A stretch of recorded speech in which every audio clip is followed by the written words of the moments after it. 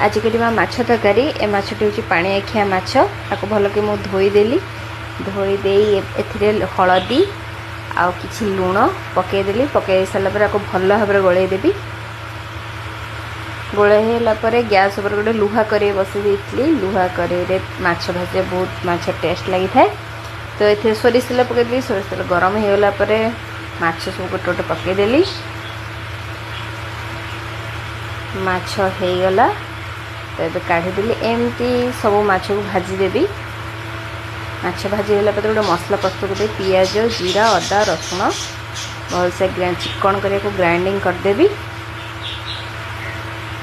भलसे chicken कर paste गोटे बनईदेली माछ भी सब भाजीदेली गोटे आलू काटी आलू को तेल टे भाजीदबा अल्प तेल पकई आलू पकईदेली अल्प लुण टे पकईदेली जेहेतु आलू सीझी जावाई एबे घोड़णी देदा तो माछ दुटा टमाटर नेली दुटा टमाटर भलसे चॉप कर काटिदेली आलू भी भाजी होगला एबे कड़े तेल किछि देली तापर जहाँ मसला सब पेस्ट करथले ताको पकईदेली मसला टिके भाजी होगला परे सेथरे एबे दे देबी मु हळदी तो तापर लंका गुंड ताको भल भाव में गोलैदेली एबे एथरे टमाटो पकईदबा तो टमाटो पकई सारा पर लुण देदेबा स्वाद अनुसार जेहेतु मो आलू भाजला बेले लुण देती तो अल्प लुण दे मसला सब कषईदेली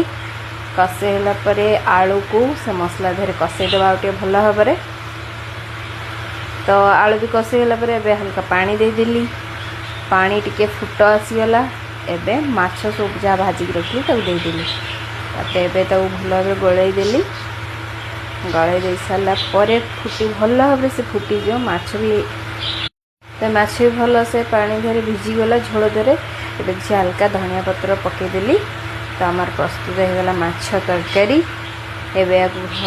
घोड़े दबा जदि भल लगी गोटे लाइक टे करेंगे